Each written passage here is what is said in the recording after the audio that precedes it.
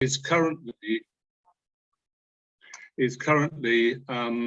Associate Professor and Programme Lead of the MA in Catholic Social Teaching, and also the Programme Lead in the Foundation Degree in Pastoral Ministry at St Mary's University, Twickenham.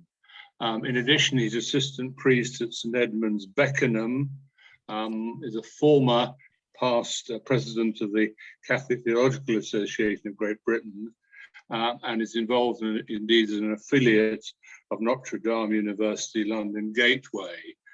Some of you may be familiar with Ashley through his publications, Europe's Soul and Her Patron Saint, which was produced in 2007, and specially commissioned for Faith in Europe in 2009, Christians and the Euro. I hope you can see that okay. A special edition looking at the whole question of monetary union and Christian involvement in that. And it's really an extension of that series of arguments that Ashley's going to speak to us about this afternoon. I think we're very much aware of the fact that many of the Protestant churches tend now to have their policy issued by spokesmen, often a church leader. The Orthodox Church in particular have that way of presenting what they believe to be God's will in relation to the social world.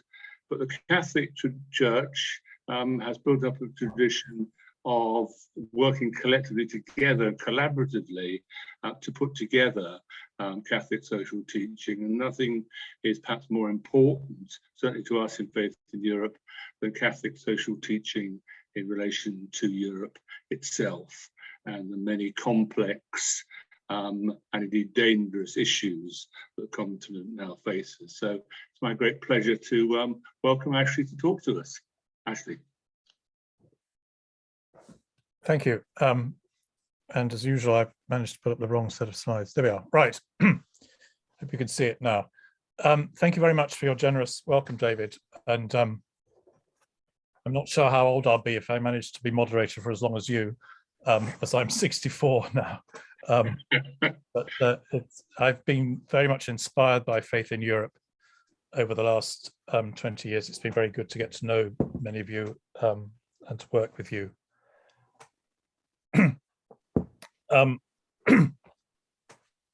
In the MA program in Catholic Social Teaching, which we started, we do try and put quite a lot of focus on the issue of Europe.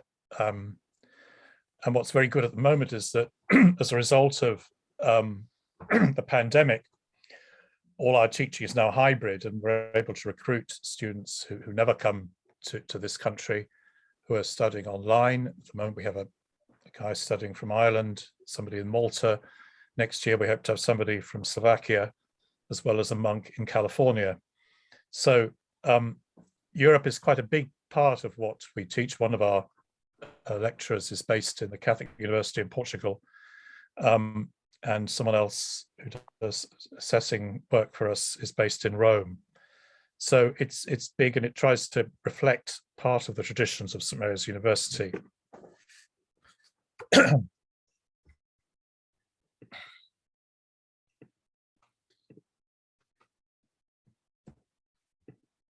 Right, now I'm going too fast. Right.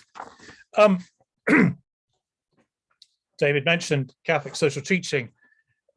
A starting point in what I want to say this afternoon, and many of you will be very familiar with this, but it's always worth reminding ourselves of it, is the relationship really between the body of theological reflection known as Catholic social teaching and the inspiration and vision of the founding fathers of common European institutions after the Second World War.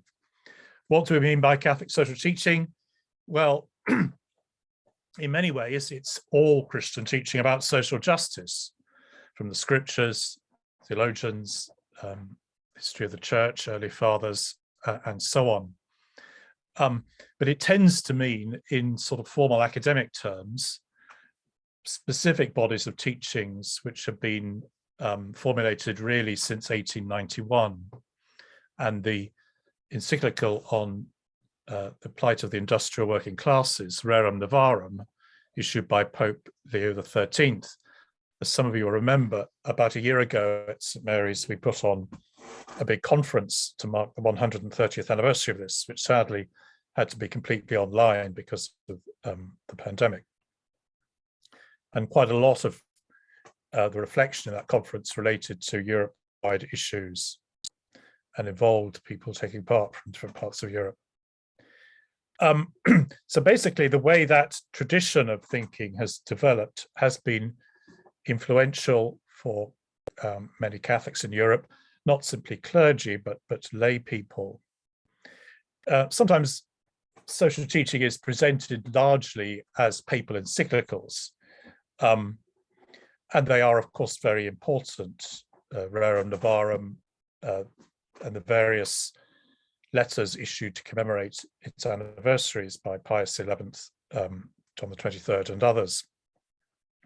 But it's worth remembering that it also incorporates reflection from the whole church, grassroots groups, religious orders, communities, parishes, and theologians.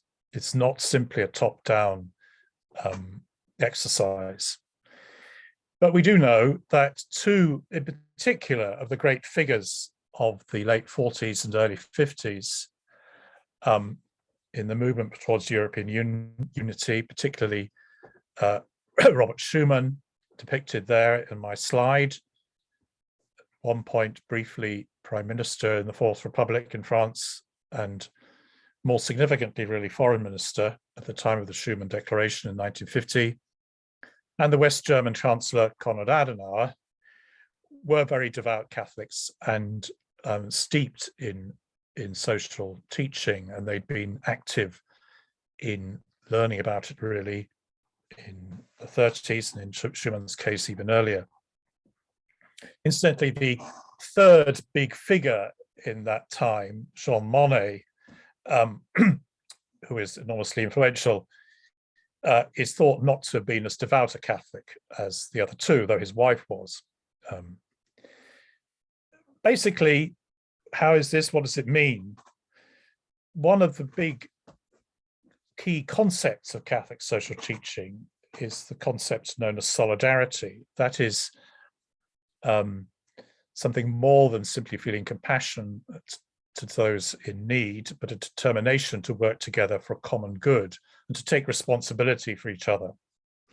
This idea, if it's applied in international affairs, demands really a very big qualification of ideas of national sovereignty. Being responsible for others fits in well with the need to share sovereignty. And this is really, as I'm sure many of you know, the basic vision behind the Schuman Declaration, the setting up of the European Coal and Steel Community. Countries were invited to give up some of their economic independence, to pool their resources, to pool their thinking and decision-making. That radical idea remains key to how we understand European institutions, but it's rooted really in a theological idea.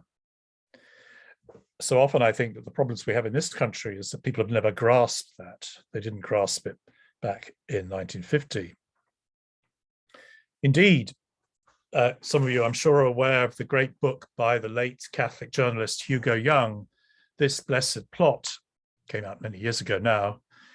In that book, he explores the ways in which suspicion towards this project in the United Kingdom in the late 40s, early 50s, which led to the UK keeping a distance from it all at the early stages, was linked to vestigial anti-Catholicism. Describes this in relation to Dalton, Stafford Cripps, and others. It's also discernible in the attitudes of politicians in this country many years later, such as Enoch Powell and Margaret Thatcher. So from the point of view of the Catholic Church, it's worth bearing in mind that historically in this country, there's a link between Euroscepticism, and cultural antipathy, really, to the Roman Catholic Church. On the basis of social teaching, the authorities of the Roman Catholic Church, particularly in the great social encyclicals of St. John the 23rd, Mater et Magistra and Pacem in Terris, broke quite a lot of new ground by supporting moves towards European cooperation and unity, and indeed wider international structures. This is consistent too with Vatican II and its final document, the Constitution on the Church in the Modern World, Gaudium et Spes, from 1965. This shift, really, and development in Catholic teaching from the early 50s right through to the mid-60s is very important, and it was accelerated, really, by Pope John. Interestingly, it offered a big challenge to some of the political currents in Europe and their relationship to the Catholic community. So on the one hand, in the 1950s, you see a closer relationship across Western Europe in particular between the Catholic Church, its authorities, bishops, the papacy, and Christian democratic movements. In Germany, their equivalents in France and in Italy. This was seen as a way of defending recovering democracies, if you like, from the threat of communism. And it became particularly important in Italy as a more constructive relationship develops from the late 1950s. However, this offers a challenge to the church because at the same time, until the 1970s, you have the tension of avowedly integralist Catholic regimes in Spain and Portugal, which in a sense in the 30s defined themselves as being devoutly Catholic, and which also claimed, particularly in Portugal, to have roots in Catholic social teaching. So there are various tensions that are quite complicated, but you can see a very clear development by the conclusion of the Second Vatican Council in the 60s. What is obvious is that by that time, applying all the principles of Catholic social teaching to international relationships has become very embedded. It's a big part of the whole teaching ministry of Paul VI in the years that followed the council. We're now in the stage where some of us, or some of you are in the room, might be able to remember some of this. So there's a developing picture of how the basic principles of social teaching, how they're worked out in different countries, are applied to international relations, particularly in Europe. And this reaches an even clearer focus, really, in the long pontificate of St. John Paul II, first Pope from Eastern Europe, who from the word go wants to make it clear to people that he's committed to European unity, that he's committed to the idea of Europe, but he loses no time to remind people that as far as he's concerned, that is Eastern Europe as well as Western Europe. David kindly mentioned my Catholic Truth Society booklet about Europe's patron saints, which has been out of print for some time now. As you probably know, Paul VI in the 1960s had proclaimed Saint Benedict of Nursia as patron saint of Europe. One of the first things that John Paul did in the early 80s in relation to this was to balance this with the proclamation of Cyril and Methodius as patron saints alongside Benedict. He talked of Europe having two lungs, the East and the West. This is followed up further in 1999 when he proclaims three women, one of whom was from Northern Europe, as patron saints along with the three men, Catherine of Siena, Bridget of Sweden, and Teresa Benedict of the Cross, Edith Stein. In the letter that accompanies that proclamation in 1999, there's a very clear espousal of the nobility of the project of European unity We're getting into quite a big topic at this stage, and I don't want to delay us too much at this stage, but it's worth remembering, because of course it's some time ago now, that both John Paul II and his successor Benedict XVI, still alive, have a very important but quite distinctive vision for European unity, which sees this as something commendable, but as something which they insist has to be based on a spiritual cohesion and unity as well. For Benedict in particular, for him, part of what it means to be European is to see an intrinsic link between religious faith and the use of reason. That if you have reason without faith or faith without reason, then you're in serious trouble. And for him, almost the genius of the idea of Europe is the link between those two things. And quite a lot's been written in studies of his writings about this. And Benedict wasn't primarily a social teaching or moral theologian. Many of the reflections come from before, when he became Pope. In the written text for this talk, I'll put up the link to an important article about this. It was written some years ago now by an Irish Jesuit, James Corkery, who's also done longer studies of Ratzinger's theology, including his theology of Europe. So in terms of Europe-wide Catholicism, this is part of the picture. It's not comprehensive, the picture's quite big and diverse. But how does all this apply to the Catholic Church in this country, in England and Wales? It has to be said, and I'm not in any way wishing to appear overcritical of my own institution, that until the mid-90s, in terms of the leadership and the, I suppose, public identity of the Catholic community in England and Wales, these priorities had not been particularly visible. The public proclamation, if you like, of Catholic social teaching had not been a very big part of the profile of the bishops of the church in this country until that stage. You can say this with some confidence because when it did happen 25 years ago, in the pre-general election statement that was issued in October 1996, the common good and the Catholic Church's social teaching, and again at St Mary's earlier this year we had another conference to mark that anniversary. It rather shocked a lot of people who had never heard of Catholic social teaching. So for the leadership of the church in this country, that broke new ground. Why had there been hesitancy? Well, that's a complicated question. I think it has to do with a long history of coming out of penal times, of anti-Catholicism, not wishing to appear to be political.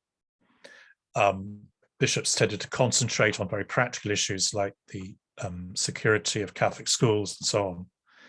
And also, I think in the 60s and 70s and 80s, probably a certain amount of hesitancy because of the pain caused by the conflict in Northern Ireland and the knock-on effects for that for Catholic parishes and communities in this country. But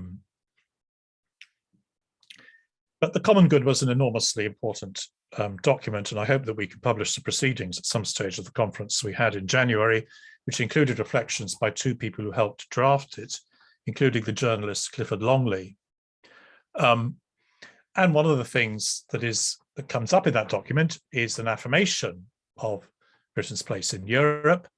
This is, as some of you may remember, from 1996. It's not long after the rows in Parliament about the Maastricht Treaty and so on. Europe had been a toxic issue for John Major's government and the Conservative Party at that stage.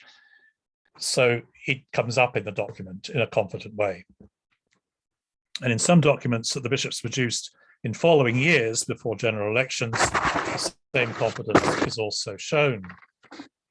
This may be part of the reason maybe that under the leadership of Cardinal Basil Hume, shown there, the Catholic Church acquires a greater confidence in terms of public life in this country. The respect with which he was held, this changed, in a sense, the profile of the leadership of the Catholic Church. When I first became a Catholic priest at about the same time as the Common Good, in my first years at Beckenham, and indeed when I was first on this committee, the Catholic bishops had a specific Europe Affairs Committee, which Michael Elmer, who's one of our number, was on. It used to produce every year on Europe Day a special message which was sent to parishes together with a prayer. Sadly, that doesn't happen anymore. In my booklet on the Euro that David kindly mentioned, which we published, Faith in Europe, I quoted a big homily that Archbishop Nichols preached in Frankfurt 20 years ago, present Cardinal, reflecting on the Euro that had just been set up. So there was a very clear, confident message, I think, at that stage from the leadership of the Catholic community. In many ways, this was maintained, but structurally, I think, became less strong as time went on. And also, I think the Bishops' Conference began to reflect some of the wider currents in society. There were changes in personnel and so on. By the time of the Brexit referendum, again, there seems to be a less confident approach. While the bishops in their statement that year, 2016, did warn about the serious dangers of polarization, racism, and so on, which were beginning to happen in the campaign, they didn't give specific guidance to people at how they should vote. Incidentally, the Church had been very positive about the accession of Eastern European and other states to the European Union in the early part of the century, particularly Poland, Hungary, Malta, and so on. So there's a message that changes a bit in its nuances, but it's still, as far as I can see, clear that at the time of the referendum, the polling evidence suggested that most Catholic churchgoers, unlike those in other churches, were opposed to the Brexit proposal. This isn't surprising given the diverse character of many Catholic congregations, the Irish element, and so on. I think there would probably be a more pro-Brexit angle in some Catholic communities in Northern England, reflecting other factors in the north of England. Looking at the campaign itself, and perhaps we don't want to pick away at old scabs, it was all rather a painful time. In my opinion, and I did write quite a lot about it all at the time in various blogs, what was striking was that Catholic politicians who were pro-Brexit, almost without exception, did not argue their case on theological or social teaching grounds. The only exception was the Labour MP Gisela Stewart, who I think spoke at a briefing meeting for Faith in Europe at some point, who in a tablet article did attempt to argue at the Brexit case on social teaching grounds. In my view, it wasn't very successful, but at least she tried. If you look at other Catholic politicians, I think social teaching was simply off their radar. They didn't know anything about it anyway. And I'm afraid this problem remains if you look at the position of leading Catholic politicians, such as the Cabinet Minister Jacob Rees-Mogg and Sir Edward Lee, who is President of the Catholic Union, in relation not only to Europe, but issues like refugees and migrants. And I'll come a bit later on to why I think that might be the case. So that's some of the background in this country. But if you're going to talk about social teaching and Europe, for all the gloom of Brexit, for Catholics, there is an enormous boost, and the boost is Pope Francis. Nothing that I will say about Francis, by the way, in any way detracts from the importance in relation to European issues of John Paul II and Benedict XVI.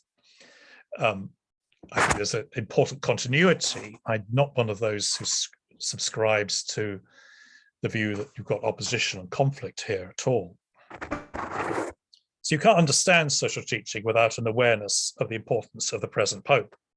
He's active, his teachings are developing all the time, so any assessment is a bit conditional. He keeps you on your toes. Of course, he's not European by birth, but his family background is entirely Italian. His father was an Italian migrant, and he's worked hard. While he's worked hard to make the Catholic Church less Eurocentric, Francis has not been afraid to be critical of EU policies and structures, and as in a forceful speech he made to the European Parliament. Like his predecessors, he believes strongly that all international structures need to be given more powers, not fewer. His critique of European policies towards refugees, and this issue is partly defined as his papacy, he's made this very clear. The picture there on the right is when he was given the Charlemagne Prize in 2016, about a month before the Brexit referendum in this country. The thing to bear in mind is that what's very clear, not only in terms of what Francis says himself, but in terms of opposition to him within the Catholic community, is that migration policies toward migrants and refugees are all bound up with how you look at international relations and international political institutions. So his commitment to strengthening bodies like the EU and the UN and so on is linked very clearly to his commitment to migrants.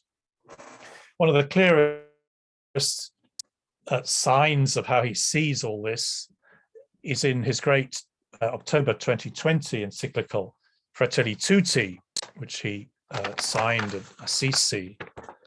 At the beginning of the first big chapter, which is gloomily called Dark Clouds Over a Closed World, the Pope says this: "For decades, it seemed that the world had learned a lesson from its many wars and disasters and was slowly moving towards various forms of integration.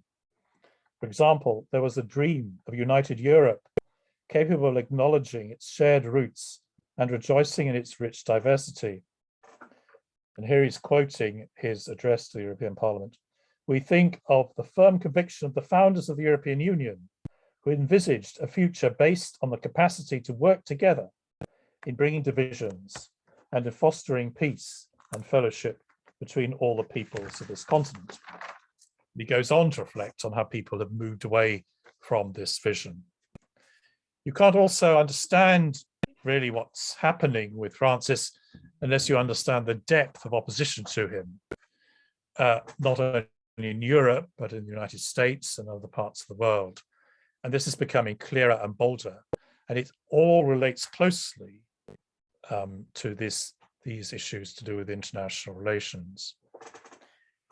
I now want to look at some various specific sets of issues that are around fairly briefly, really, before we have time for some discussion relating not only the position of the Pope, but of Catholic communities in general to specific issues. Again, as I said earlier today, things are changing so quickly in Europe and elsewhere in the world. A lot of this is very conditional, and I might look at these slides in a few months' time and think that they're hopelessly out of date.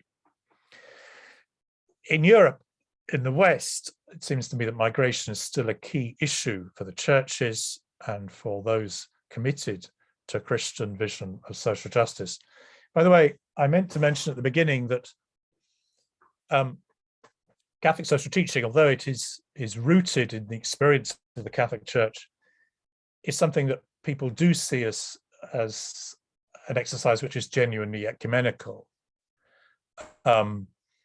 Certainly, the Pope has made this clear, and not only ecumenical, but in terms of working with leaders of other faiths, which is important and stressed in both Fratelli Tutti and in his other letters. in this country, Catholic social teaching is often talked about by Archbishop Welby. Indeed, he wrote a book about it. One of the best books on Catholic social teaching is written by an Anglican priest, Simon Cuff.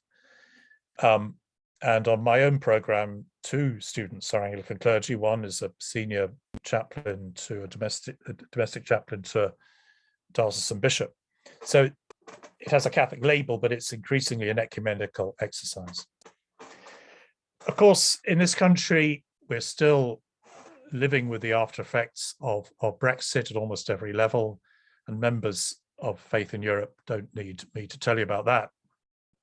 A big challenge to the church is the far right in Italy and France in particular. It hasn't gone away in France just because Marine Le Pen didn't win. And these issues are a problem in most Western European countries. There's also a relationship between Islamophobia, hostility to Muslims, and a particularly pernicious form of right-wing Catholicism, particularly in France, developing a fortress mentality, but very much at odds with the teachings of the Catholic Church. But it's one of the big challenges we have to work through, and it's not absent in this country. But you obviously have to know about the different contexts in different countries, which is, of course, part of what we try to study in Faith in Europe. A lot of the opposition to Francis in Europe and in this country is, I think, being given more strength all the time by elements in the Catholic Church of the United States. Social media, rises in communication have made the agenda of some far-right groups in the US within the Catholic Church more influential here, and it's getting worse all the time.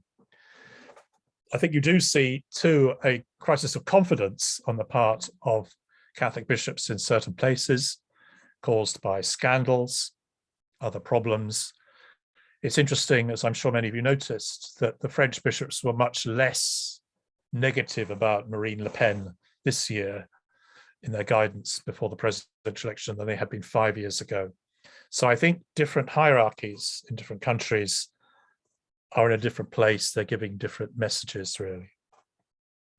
But I think that the wider polarization in the Catholic Church, which is not really getting any better, has a big bearing on European issues, on international affairs. And this is true in Eastern Europe too. By the way, the picture in the last slide was of Notre Dame burning a few years ago. This is the Basilica of St. Stephen in Budapest. In Eastern Europe, for the Catholic community, the context of post-communism remains very, very important, how it's created defensiveness, sensitivity, the relationship between Catholic identity and national identity, a really big issue in places like Poland and Hungary. The background of clergy and bishops, how far they really reflect ways in which the church is developing worldwide. And as in France, right-wing national movements, again appealing to a particular type of Catholicism. And as you'll know from previous briefing meetings we've had, what we're planning in the summer, this is particularly acute in Hungary. But it's interesting that Orban, first thing he did after being elected was to go and see the Pope. Even though Orban's brand of nationalism is very much at odds with everything Francis has said, the Pope went out of his way to thank Orban for taking so many Ukrainian refugees, which is probably a bit tongue-in-cheek, given his opposition to taking refugees who weren't from Ukraine. And that, of course, is a big tension in what's happening now in Eastern Europe. What I think you find too is a very selective knowledge of the teachings of John Paul II in some circles. So all over Poland, people will put up statues and name roads after him, but they ignore parts of his teaching which would challenge some of their outlooks. And again, as in Western Europe, there is a fear of migration from those who are not from Christian backgrounds. Finally, I just want to say a few things about where we are in relation to the current war and European unity insofar as this affects the Catholic Church's outlook. For it has to be said that President Putin, having undermined efforts to bring about European unity by financing bodies like the Conservative Party and Brexit campaigns and similar movements, has in the last few months brought about a greater sense of European unity and cohesion than has been possible possibly since the 1950s, particularly in relation to defence policies. Some people think that it will end up qualifying some of the results of Brexit because this country will have to be more allied to European partners from whom they'd rather try to move away. But it offers big challenges for Catholics. The Catholic Church under Benedict and Francis in particular has sharpened its clear opposition to the nuclear deterrent. This means that if the European Union and NATO become more coterminous, more closely aligned in terms of outlook, then there will be problems.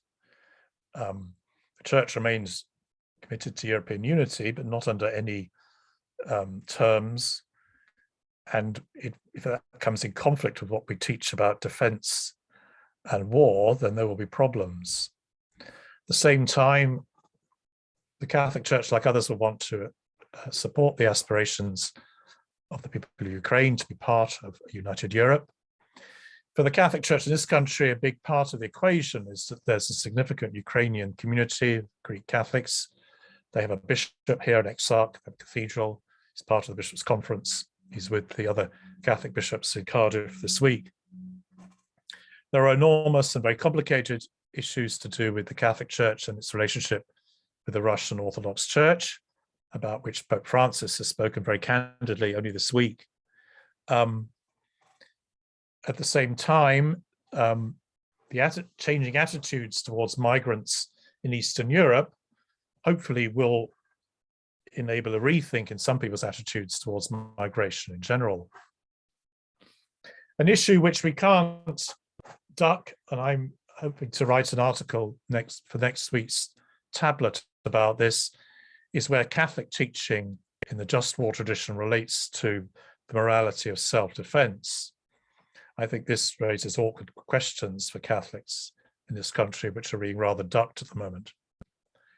But it is important, I think, for the Catholic Church and any other Christians to be aware of the efforts that Pope Francis and others are making behind the scenes in terms of diplomatic activity to bring about more effective peace negotiations, to bring the horrible conflict to an end, which is partly why I'm trying to organise the conference that I mentioned earlier today. But it should be said, I think, for all Christians, that the horrors of this war affirm the truth about what we say in relation to international relations, international bodies, to try very hard to make war like this a thing of the past. But that's a challenge and it's very difficult. Some would argue that it makes some of our teaching appear to be completely useless because war is something we're all going to have to resort to. I think that policies that go along with confrontation that leads to war are not simply the responsibility of the aggressor in this conflict. NATO and the leaders of this country bear some responsibility for where we are. And I think the Pope has come near to recognizing that as well. I've gone on for nearly 50 minutes. I haven't gone into stuff in great detail. I just wanted to give you a broad picture of ways in which I think the tradition of Catholic social teaching relates to European issues at the moment, even though they're all in a state of flux. So I hope this is helpful. I'll make a written text available and I hope we can have a good discussion. Thank you all very much.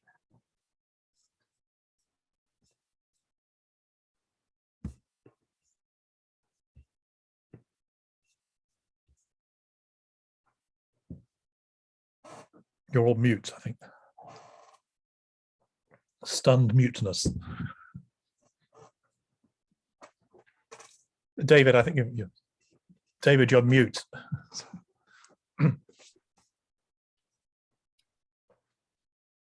Yes, I was actually applauding, but then was going to raise my hand, so thank you. That was fascinating, and I look forward to the conference you're organising in September. This is as somebody who learnt Russian in my youth and at times used it, and I've been using it recently. I'm very conscious of the problems we face, and in our country, our churches will need to be more vocal, I think, on ensuring that refugees do come into this country, but that's not something we're touching at the moment. I'd like to raise one question. From my time in the European Parliament, I was fascinated to see the debates within the Christian Democratic group, the group of the European People's Party, and the gradually increasing divisions of the British members who then left the group, which I thought was as did some of the Conservative members, like Edwin Macmillan Scott, leader of the group, who left the group for its reactionary move, I thought, in moving away from what impressed me going to the European Parliament, of realizing that in at least the Benelux countries, there was a strong trade union element within the European People's Party. And things like this were very important and not something one was used to coming from Britain. But can I then sort of say, in our current context, and it's interesting, going on the other end of the spectrum and looking at the debates about Quakers in reaction to a war, and I've always made it clear that I was not a pacifist, and when I was asked if I wanted to be considered to open the Moscow office of the Quaker office, I said I thought I might have problems being rather a dissident. Is there a big debate in the Catholic Church about an attitude, the just war or the just resistance to aggression, etc.?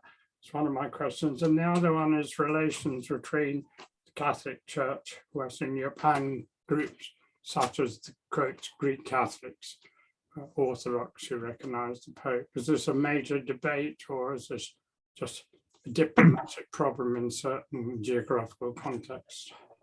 Thank you. Your first question, I don't think there's much of a debate. And part of what I want to do in the piece I'm writing for the tablet is to stir up a debate. There was a short consideration of it in an earlier tablet article by two American moral theologians. But in my opinion, they didn't go into the issue very deeply. I mean, the key question for those of you who need reminding about aspects of the just war tradition is, in my opinion, is while in general Christian teaching affirms a right to self-defense and to use armed force in self-defense, it's not an absolute affirmation. And it's clear in the just war tradition that it's expected to have what is called the reasonable prospect of success. And it's on this basis, I think, that you can justify, for example, the decision by Denmark in 1940 not to resist the German invasion in Christian teaching terms. So this means that in terms of Ukraine, it's important to try and make that sort of assessment. Now, the difficulty is that our assessments are going to change. I think a lot of people, not only the Russians, thought that the Russians would walk over Ukraine back in February, and they haven't. But at the same time, it does mean that your objectives have to be quite clear in terms of success. Another parallel is if you look at the Russo-Finnish War in 39-40, where again, people thought the Russians would walk in, and the Finns put up a big resistance, the Russians suffered enormous casualties. But in the end, after 6 months, the Finns had to make terms and they lost Karelia, which they've still lost. And I think that we do the Ukrainians no favors if we avoid these questions. But I think that Christian moral theologians in this country and elsewhere have largely avoided them, and it needs to be aired. The second question you raised in relation to the Greek Catholic church relates to that, I think. My own bishop, the Archbishop of Southwark, preached at the Ukrainian cathedral the weekend after the invasion, very passionately. You can watch the whole thing on YouTube, and it was obviously a very moving service. But the tablet record of the occasion pointed out that there were several collecting boxes around in the cathedral which were designed to raise money to buy weapons. Now, again, I think we do people no favors if we don't recognize that that's a bit disturbing, at least. So I think it does.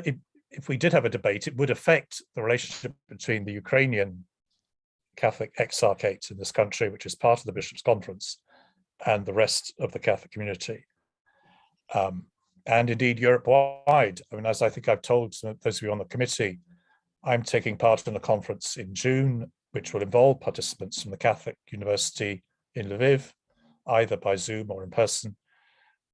We have to talk to colleagues to give them support, but that does not mean avoiding awkward questions to do with morality and self-defense. So it's a rather long answer. Thank you. Thank you very much. Keith Archer, please. Keith Archer.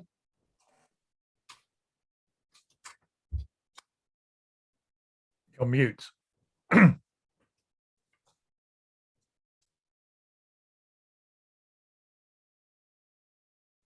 Sorry, I wasn't actually indicating I wanted to ask a question. But if you like, I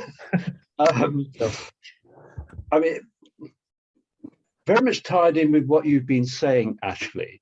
I'm very interested in, at the present moment, and this is what I was going to email you about, is the German response to all of this, and the whole idea of Olaf Scholz that Germany is hitting a Zeitenwende, you know, turning a new age, and all sorts of interesting signs are happening. Like, for example, the Minister of Defence, I understand, is a member of the Green Party. And the Green Party has been persistently anti-war in every possible way. And now she is sort of backing the whole idea of Germany sending offensive weapons to Ukraine.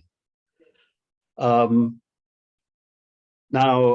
one of the things which just sort of strikes me as being interesting here is that I know that there is in Germany a relatively strong ultra-right movement. I mean, nothing like as strong as in France, of course, but nevertheless, it exists.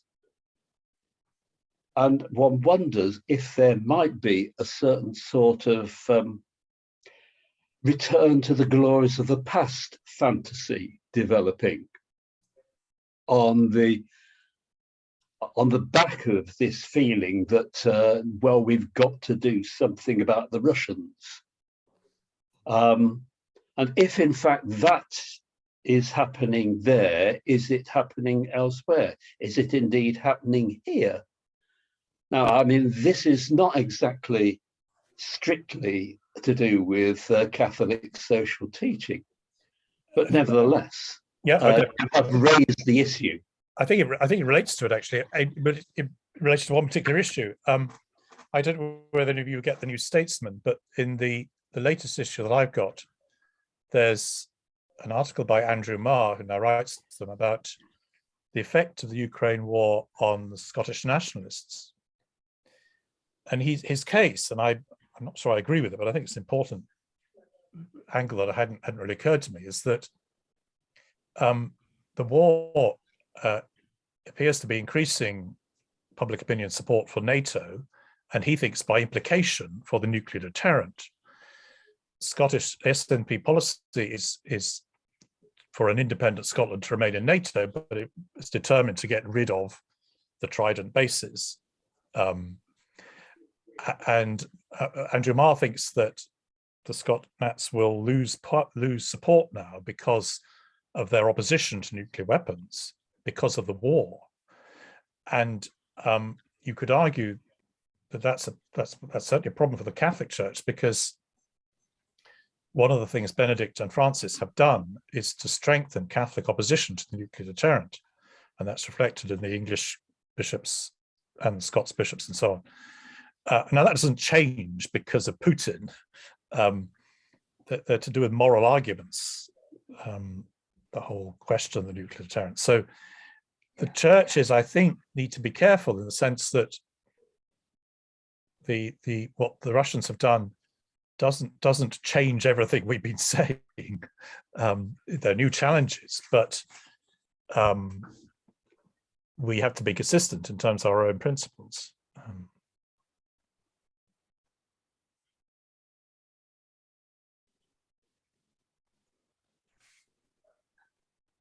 Thank you. Leo, please. Thank you very much, actually, for a very interesting presentation about the social teaching of the Roman Catholic Church and its implications. I just wonder if you'd have an information is about the diplomatic efforts to bring it to an end, the conflict in Ukraine, and the international efforts to help a negotiated solution. So in the papers today, The Guardian, it says that Pope Francis will be wanting to go to Moscow to meet with Putin, but that there's a question mark of how that be received. Such an offer would be received by the Kremlin, or not well received, as it were. So would you reflect a bit on which kind of negotiation might ensue? Well, yes. I mean, I think they've been trying quite a lot, but to be honest, I think the sort of hints you're getting from the Pope are that it's been very hard, and I don't think they have many successes to point to. I mean, straight after the invasion, he called on the Russian ambassador in the Holy See. He didn't summon him, he went round there, which is an unprecedented thing for anybody to do, let alone a Pope. Apparently, he offered some time ago to go to Moscow to see Putin, and there's not been a reply to the offer.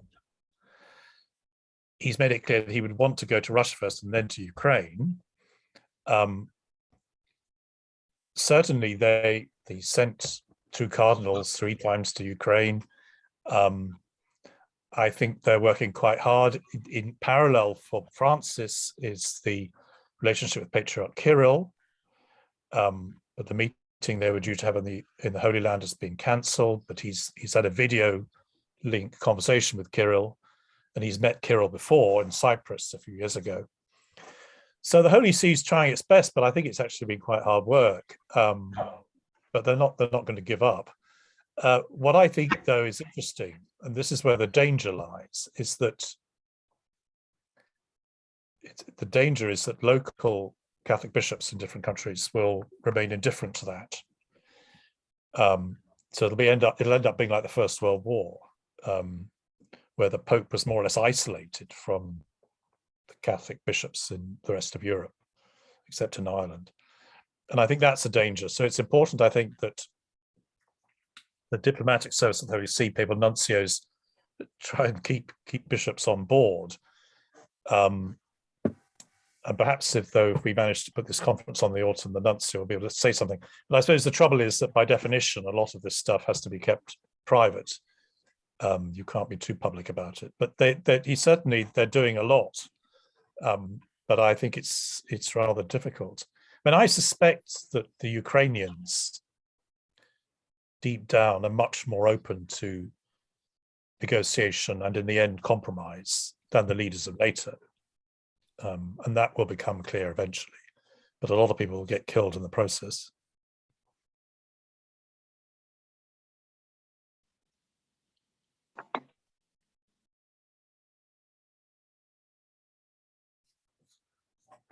Can I just say, I heard a very interesting piece by Mark Gallotti from UCL in London, who emeritus professor of Russian history, had written a rather large number of books on Russia, and he was rather saying the reverse, that in fact NATO had pressed, or certain countries in NATO, particularly the French and the Germans, had pressed the Ukrainians for compromise before the invasion, and the Ukrainian leadership had resisted that, which raises the really very difficult question, which is very sotto voce, about the thing that Lavrov and Putin constantly refer to, which is the sort of the right, the so-called neo-Nazis. And I wondered whether you were aware of what the relationship between those groupings, it's difficult to tell how substantial they are, and the Uniate Church itself, the Catholic Church. I mean, it's obviously a complicated history because of the Second World War.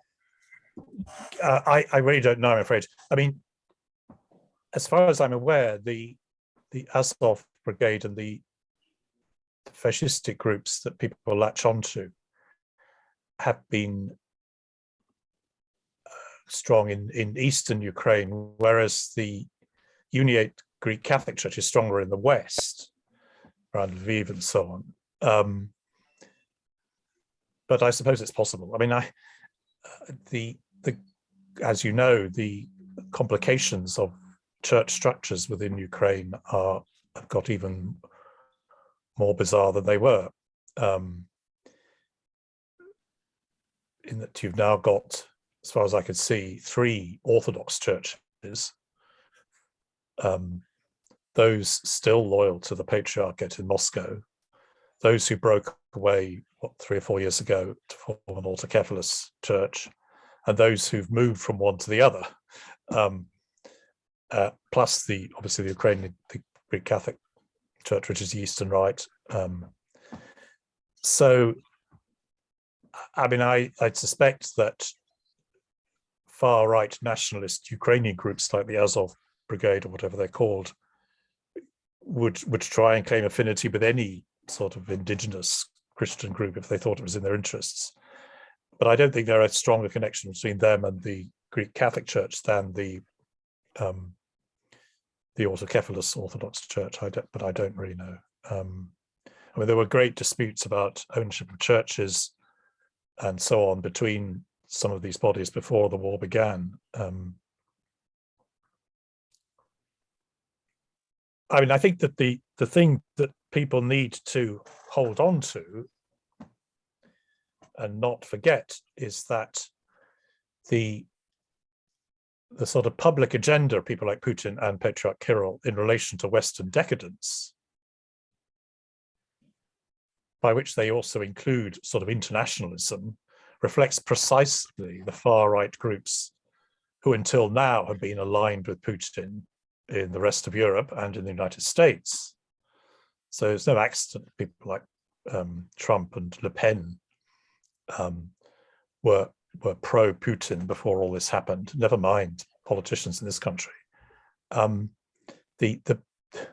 be honest, the nationalistic agenda, which is behind what Putin has done, is not a million miles behind the nationalistic agenda everywhere else, including this country and Brexit. So these things aren't an accident, which makes the conduct of UK politicians at the moment even more shameless, given the history of the last few years. How the churches can challenge that is a difficult question, really. But we have the first Catholic Prime Minister of this country. Yes, I see Jake looking embarrassed as I am, yes, but it's unfortunately a fact. Yes. Jake. I'm not going to comment on that. I just wanted to kind of say I shared a little document in the chat, which was released by Justin Peace Germany, which I thought has some really interesting dilemmas outlined within it about self-defense and sharing arms. Thanks. It really kind of helped my kind of thinking on this.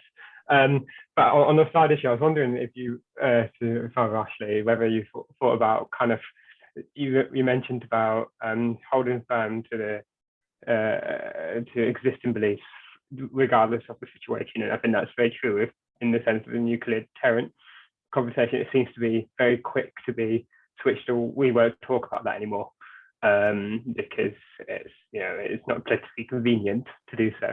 I was wondering if you kind of whether there was any is there worth having a further conversation about the notion of the false security that we were not able to intervene into Ukraine purely because we have nuclear weapons, whether there's a debate going on in that circles.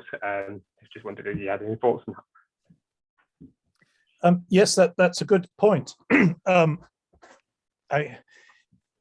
Exactly. So it in a sense hasn't brought about peace. I mean, it shows in a sense some of the vacuous claims that he made. Of course, there's another way of looking at it. I think he's a Catholic, and I think he said, did he once speak for us at a briefing meeting? I'm not sure. Anatole Lieven. Has he spoken at briefings? We've had one of the Lievens, haven't we, Philip? A long time ago. Sorry. Anatole Lieven. Yeah, I don't remember that he's spoken at one of our meetings. All right. Anyway, there's a piece by him in today's Guardian, which I only quickly read online this morning, but it indicates that, I wouldn't go along with all of it, but it's actually saying, well, actually, the West has more or less won this war without nuclear weapons. He thinks the Russians will end up not seeking more than the Eastern territories, that they've abandoned all their original aims, and that it'll be fairly easy for the West to agree to that. And it's been possible without nuclear weapons or danger of nuclear weapons. No, it's a bit sanguine, and I'm not sure about it, but he is a very respected figure. But it rather shows that the calculation of what is possible in relation to possible negotiations is something that people have got to start doing now, whether or not it's particularly good for people to do it. I mean, it might be very distasteful in all sorts of areas, because nobody likes having to compromise, particularly after there's been so much slaughter. But in relation to nuclear weapons, I think that the problem there in this country is that, apart from the SNP and the Greens, it's not an issue anyone else in political life wants to talk about at all, and certainly not now. So I think, Jake, yes, that's a challenge. It'll be a challenge for the churches to raise.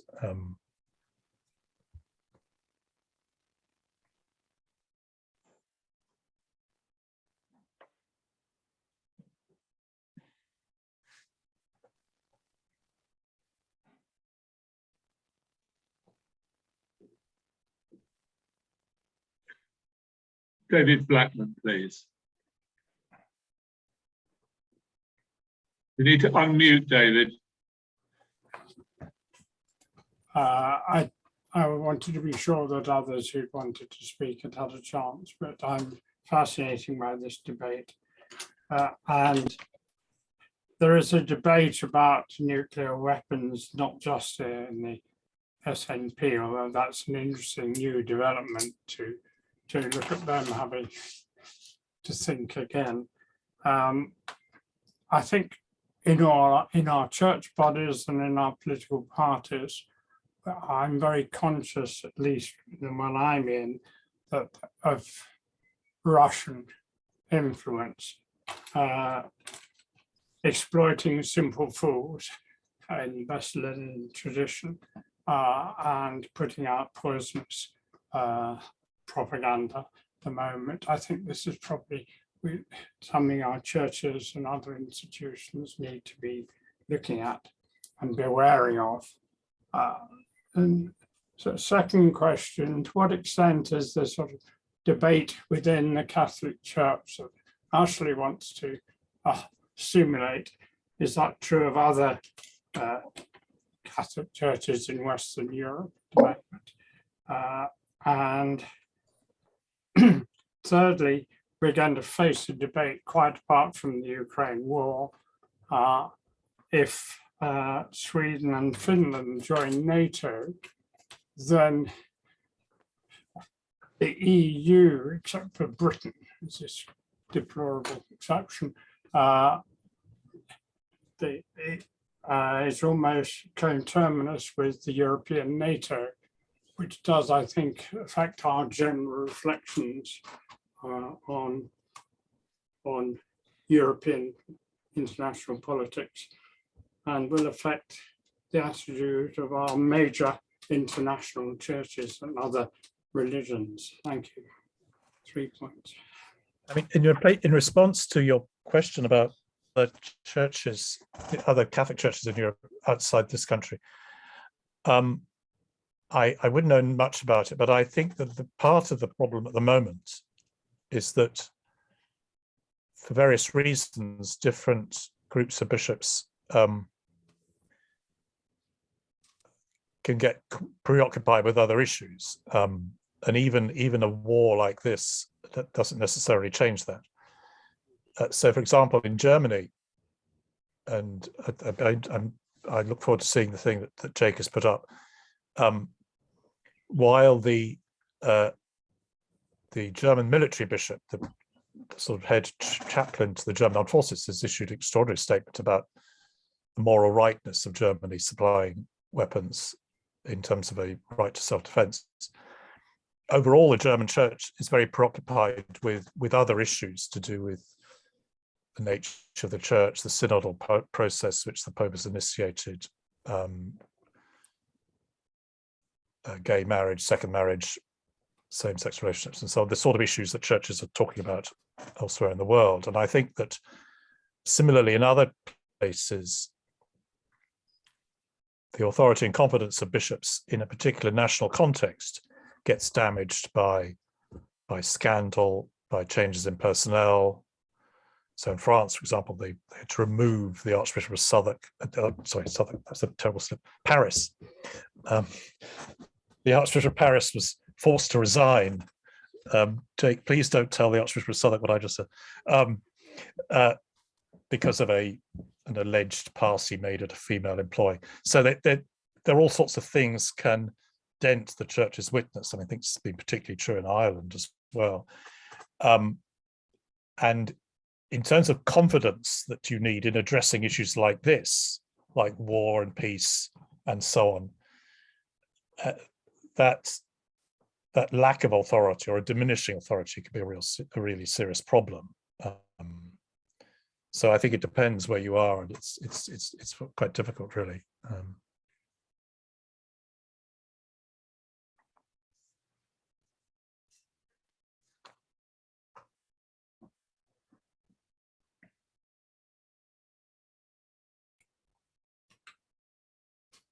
I was wondering, Ashley, you've not mentioned the whole question of subsidiarity, which we've always been told was one of the planks of Catholic social teaching, which resonated with a lot of European political leaders. Wondering whether you have any particular reflections on its role today. That's a very good point, and I should have mentioned it really. And I've written about it elsewhere. It is often claimed that, well, just to give people background, in the 1931 encyclical Quadragesimo Anno, Pope Pius XI talked about this principle, which he saw as being very important politically, that decision-making should always be done at the level closest to people, the lowest possible level, and that to infringe that in terms of centralization is a grave moral evil. His language, as always, was very strong, which means that Catholic teaching supports delegation or devolution to the smallest level for as much decision-making as possible. In many ways, the parish system is based on this principle. At least in the Catholic community, Catholic parishes have far more financial independence, for example, than Anglican parishes. So it's supposed to work out at all sorts of levels.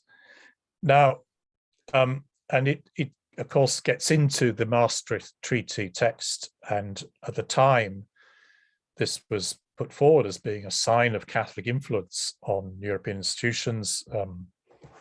Chris Patten, I think, talked about it as a Catholic Tory MP, a politician at the time. I also think, though, that people have tended to get it wrong at times, and I've argued repeatedly in other contexts that for Europeans, subsidiarity doesn't mean giving back more power to the nation state away from the European Commission. It means giving power to European regions. And indeed, that was part of what was planned at the time of the Maastricht Treaty. They wanted a committee or assembly of the regions to devolve power more in what were then very centralized states like France. And in what I've read, though some of it's a bit out of date now, it's quite clear that a lot of that was simply snookered by the national political leaders in Europe who wanted to keep power for the nation states. Now, Europe has changed a bit since then, and most European countries are more devolved than they were, certainly France and Italy and indeed the UK. But it's still, I think, a big issue that needs to be addressed both at European levels and by churches, really. How do you affirm smaller communities? In terms of Catholic history, it should be quite easy for us to affirm that necessity, because on some readings of church history, the rise of the nation state at the Reformation period was a big challenge to the authority of the papacy and the church. So Catholics, of all people, shouldn't be wedded to constructs like the United Kingdom or indeed the Kingdom of Spain. But it's quite a difficult issue, I think, to get people to think imaginatively about. But certainly, and I don't know what line the church in Spain has taken about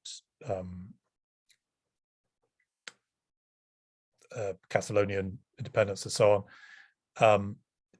I think, and it's a rather complicated position in Scotland as well, because of the early history of the SNP as being something rather anti-Catholic.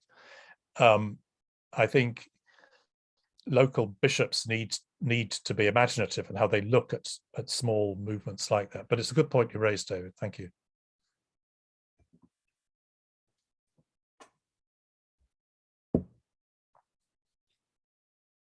Yeah, Ken.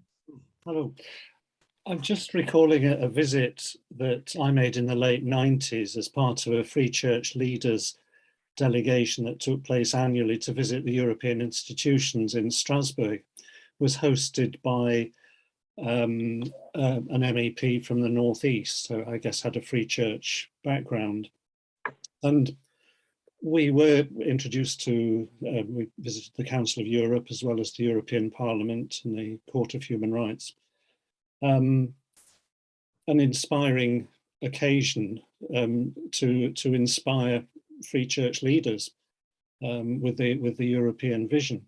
But just incidentally, I mean, the MEPs from Britain were told of our visit, but a limited number chose to meet us. But in the corridors, we encountered and accosted sort of Ian Paisley and subsequently John Hume, and it was interesting to talk with Ian Paisley. Who was partly interested in us as a group of religious leaders. They're not sufficiently interested to have taken the time to formally meet with us. But when we, the following day, met John Hume in the corridor and said, you know, well, how does it work out in relating to Ian Paisley? And he more or less said, well, when we're over here, we're on the same side. We're representing the north of Ireland. And it was precisely the north of Ireland rather than Northern Ireland that the Donegal was included with the with Ulster, and European grants were made available for the north of Ireland, and it was one of the ways in which breakthroughs were made. Precisely the European context was able to shed new light, and would that be an example of that kind of subsidiarity that was breaking out of the nation state idea, but looking at a region? Yes, I think that's true, and many commentators have pointed out that one of the achievements of the European Union and of common European institutions is that they have given a voice to small regions and indeed small countries, Ireland, Luxembourg, and so on, in a way that would not, voices that would not have been heard under earlier sort of arrangements. I think people would probably think that as people still have got quite a long way to go, but I think you're right. Yes, I think the practical working out of things like economic support like that has been one of the success stories of European unity, and in relation to the whole principle of subsidiarity. I'm sure that's partly what people in Scotland would be hoping for if they manage to gain independence.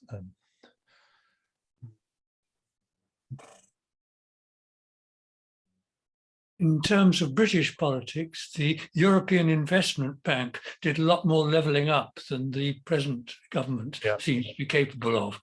Yes, that's true, isn't it? Yes. And in regions that voted for Brexit. Cornwall and Cornwall. Yeah.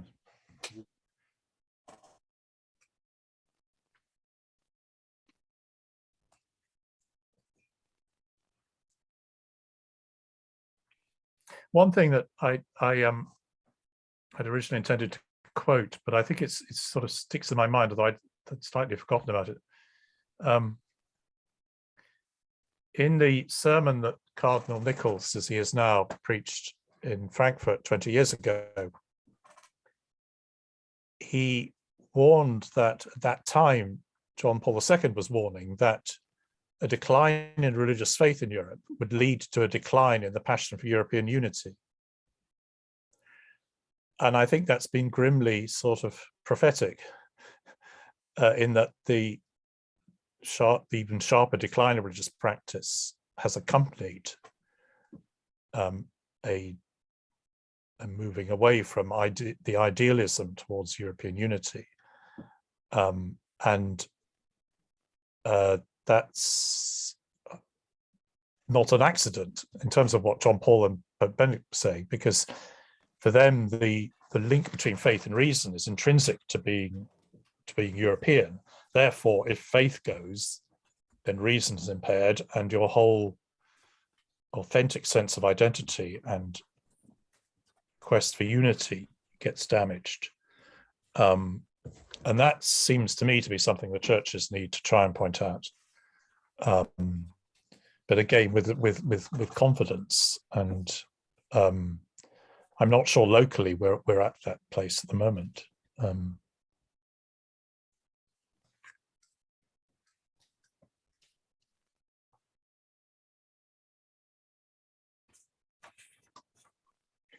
Great.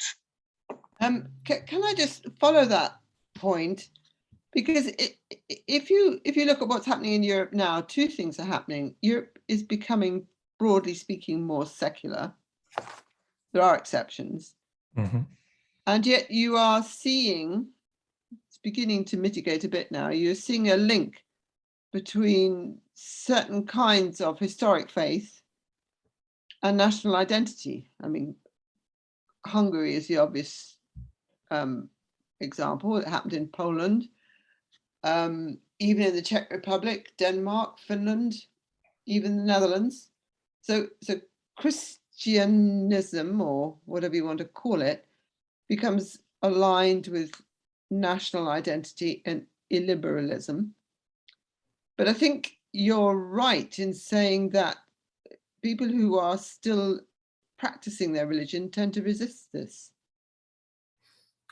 But I actually think that the two things happening at once, I probably didn't say that clearly enough, are increasing secularization and increasing religious diversity.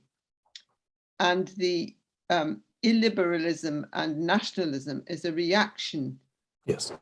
It's an unhealthy reaction to diversity and a misuse, misappropriation of the Christian narrative.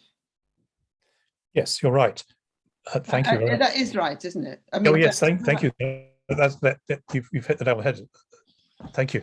I mean, I think that yes, secularism makes people feel beleaguered. It creates, I mean, among some religious people, a fortress mentality. Yeah. And that is lived out through nationalism. And it makes a sort of supranational or internationalist outlook harder to promote, really. I mean, I think if you look at hostility towards European unity and European institution among some Christians in this country, including some Catholics, it's always bound up with perceived threats from Europe to traditional moral standards. So they will always go on about somehow be alleged that the European Parliament has undermined marriage or is pro-abortion, or all the same issues get sort of lined up. In most cases, they have absolutely nothing to do with the European Parliament, but it's part of the narrative of secularist threats to traditional Christian morality. But it's widely banded around. You see it in weird publications that get sent out by sort of independent evangelical churches, some of which even ends up being sent to Catholic churches. I mean, it's quite widespread, but it's also found within mainstream churches, certainly among some Catholics. Yeah, I think it resonates a little bit with the point you made earlier that those who reason from a theological base tend to resist it. Yeah. Those who reason, and so the loss is the loss of the theological narrative. Yes, it's deeply anti-intellectual. Yeah. And anti-theological. Yes. Yeah. I mean, what I couldn't work out for a bit was why it was happening in such secular parts of Europe, like the Czech Republic, like Estonia, like the Nordic countries. And they often have, like the Swedish Democrats or their equivalents in Finland and Denmark. And then I suddenly kind of saw the connections. I only know something about Denmark because we go on holiday every year, and I've got to know Danish Catholics, who are a very small minority, mostly converts, a bit. I think the issue there is that in spite of the protected position of the Lutheran churches constitutionally, particularly in Denmark, and this is where we need John Arnold in the room, they are deeply, deeply secularized, as you said, and the extent to which, I suppose, traditional theological outlooks of the Lutheran Church have an influence within society is actually very limited. And it's also, well, in Denmark, I think it's quite defensive. It's much less ecumenical than would be true in other parts of Scandinavia. So this has meant that the very positive things that people have affirmed in the rest of Europe about Scandinavian policies, for example, towards refugees, which are now being reversed, don't seem to have been strong enough to have been based on a really, really important Christian ethic within society, so that they can just be abandoned in the way they have been. So that sounds rather judgmental, but 15 years ago, you could say that Scandinavia was better at Catholic social teaching in relation to refugees than Catholic countries in Europe. You can't say that anymore, but that shift is is disturbing, but it has to do, I think, with the extraordinarily small influence, really, of religious faith within those societies, I suspect.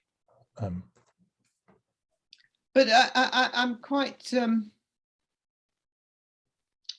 I mean, Europe moves sort of generationally, and I think that this is what I see as the current generation.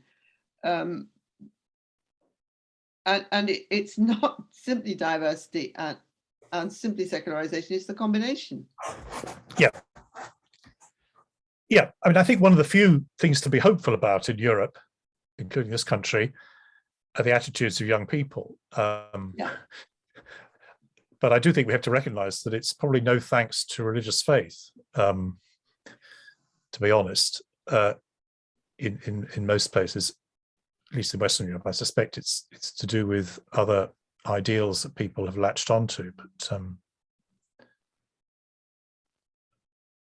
it's nevertheless a straw to cling at for those of us who are no longer young.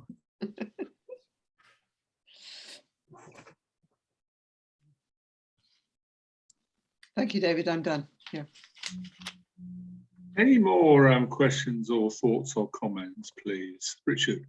I would like to ask whether the Eastern Europe, the Hungarian and Polish Catholics in particular, think of themselves as being party with the Catholics in the rest of Europe. That's a very difficult question to answer. I think so, but I suspect on their own terms. One group of whom it would be true, probably, are Catholics from those backgrounds in this country. Certainly, parishioners of mine from a Polish background feel very much part of the wider Catholic Church, and indeed of the Catholic Church in Europe. Some of them are pretty negative about Catholicism in Poland. And some of the Polish churches here, and their slightly complicated relationship with ordinary Catholic parishes reflects that. So I've got people here in Beckenham who really quite like going to an ordinary Catholic parish. Sometimes they're pressurized to go to big events at the Catholic parish up the road in Crystal Palace, but they don't do so with great enthusiasm, because the life of the church there reflects not necessarily contemporary Polish Catholicism, but Polish Catholicism 50 years ago. Many of the Polish priests in this country don't speak any English. It's at times been quite a separate community.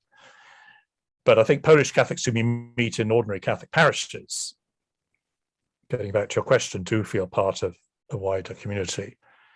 But that's partly, that explains why they quite like living here. Really. It's a very complicated issue, and I mean, if you talk to Catholics who are sort of second or third generation now, whose grandparents came here in the 50s, I mean, the Polish language has changed in that time. The dialects have changed, grammar's changed. People feel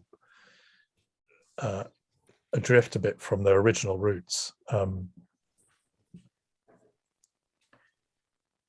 I think, though, that the Catholic hierarchies in places like Hungary and Poland have also got bound up with the sort of culture wars agenda in relation to stuff like gender issues, homosexuality and so on. So it again reflects some of the same old battle lines, and that tends to be more important to many people than issues like European unity or indeed welcoming refugees. Thank you. Philip.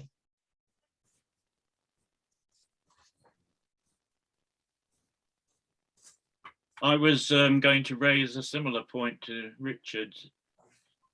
Do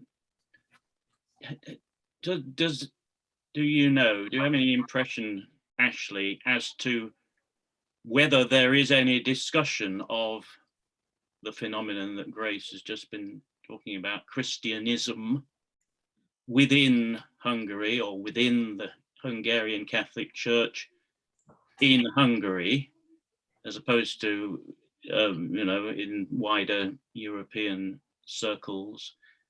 When we had our talk on Hungary a couple of years ago, the point was made quite strongly that there is in fact widespread lack of information in Hungary through media, simply because a large proportion of the population speak only Hungarian.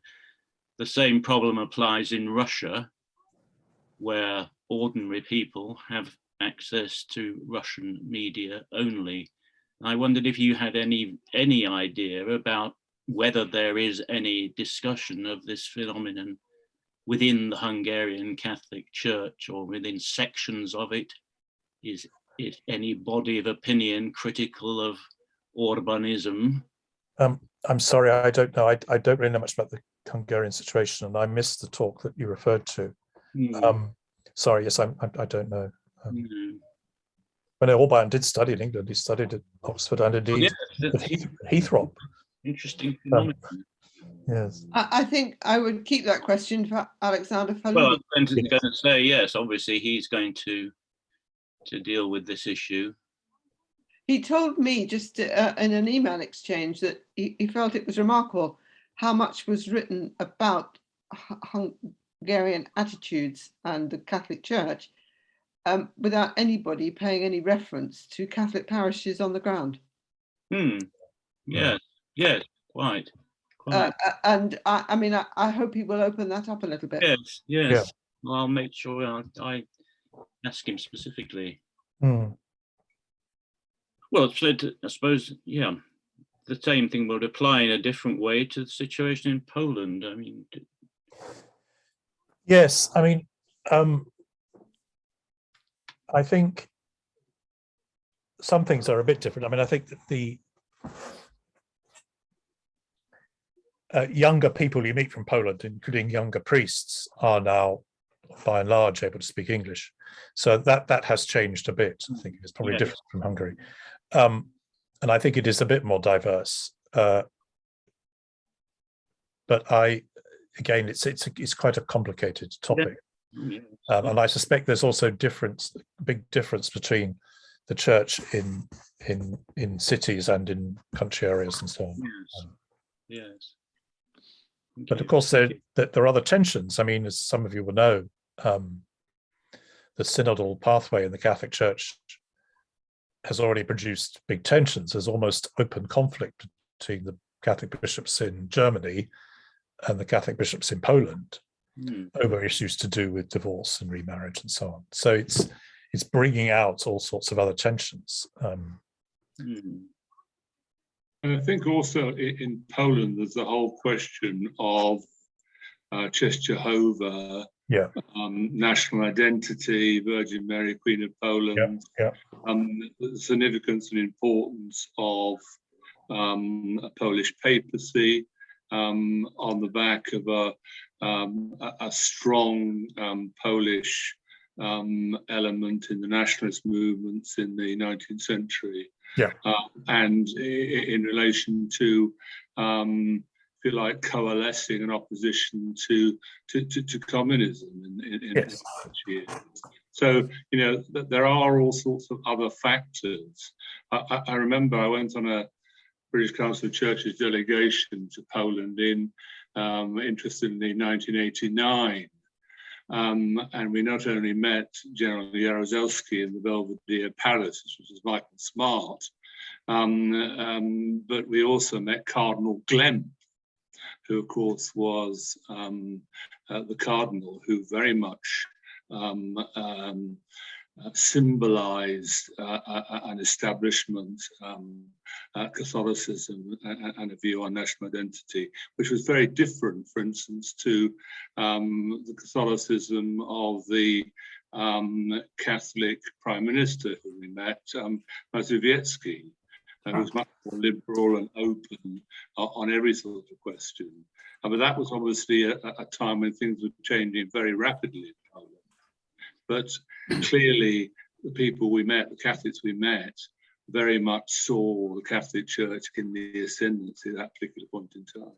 Yeah, I mean, it's constantly changing. It's difficult to keep up with it, and I haven't done so, and I've sadly never been to Poland. But it is enormously important. She doesn't mind. I once gave a talk in my parish about Benedict XV and the First World War, and his opposition to the war and everything, and how awful the war was, and so on. And we had a nun in the parish who was from Polish background. And she did say at the end, more or less, words to the effect of, well, one good thing that happened because of the First World War was that Poland became independent. I felt well and truly put in my place. Do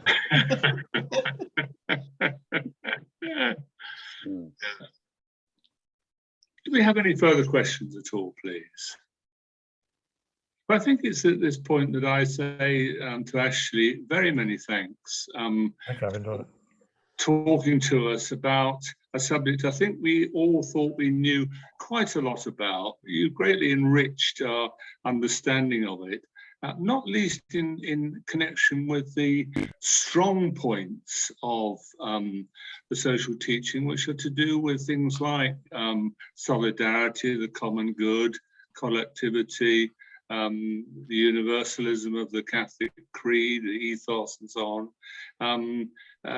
Movements which might tend towards a more open, tolerant, even liberal Catholic or centre-left type of Catholicism, over against, for instance, what you compared the American situation with, where the American right identifies with individual ethical issues like gay marriage, like abortion, gender issues, and so on. So I'm very, very grateful indeed to you for elucidating what the common position is, and also for expounding a very up-to-date view of Catholic social teaching in relation to Ukraine. So actually, many, many thanks. Thank you. Thank you very much indeed. Thank you. I've enjoyed it. Thank you. Is there any further information